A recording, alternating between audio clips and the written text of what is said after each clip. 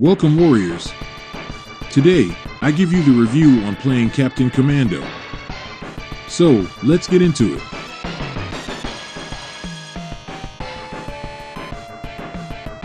In the NES era, Captain Commando was a little-known Capcom figure who promoted what they claimed were the top games available on the system. He was not at all like the person we know now. Along with the other three characters, he would make his gaming debut in 1991 with his own arcade beat-em-up game.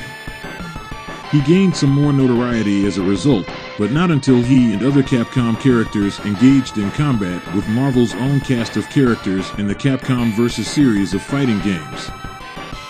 The game's protagonist is joined by Genzu, a ninja who literally cuts adversaries, Babyhead, a baby genius who beats up bad guys in a mechanical outfit he designed, and Mac the Knife, a mummy-like alien whose knives can dissolve enemies. Except for minor variations in appearance and attack style, none of the characters appear to differ from one another in any way. With two buttons for attack and jump, the gameplay is rather simple.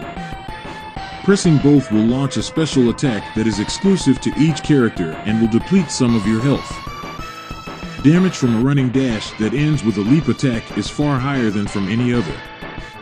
Although it is primarily for show, you may also hold up while doing a standing jump attack to generate a version of said technique. The game is divided into sections on various stages, each with a distinct theme. After stopping robbers from robbing a bank, you battle on the streets, inside a museum, a Japanese dojo, a scary kabuki master, and so on. I can commend this game for being really creative with every objective you complete.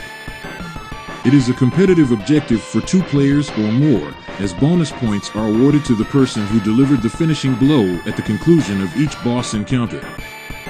The leader's home planet is the scene of the last battle, which is a challenging test to pass.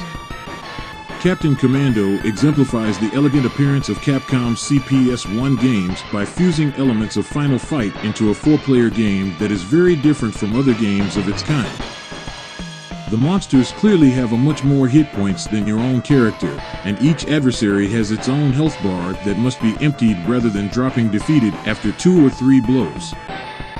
The player is encouraged to exact punishment on evildoers via the skillful use of sound and music.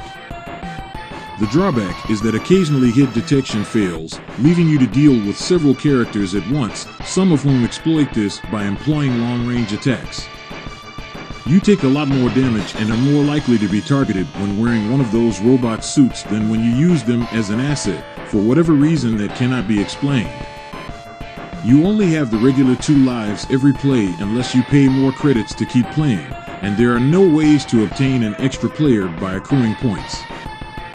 Notwithstanding its few flaws, Captain Commando is a lot of fun overall, solidifying the superhero mythology in Capcom's heritage and becoming a cornerstone in that legend.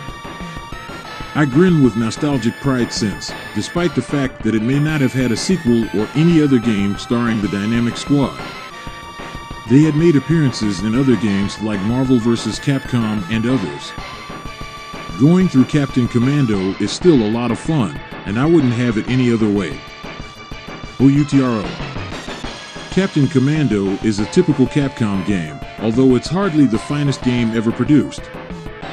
One of the best arcade producers after Konami, in my opinion, has always been Capcom.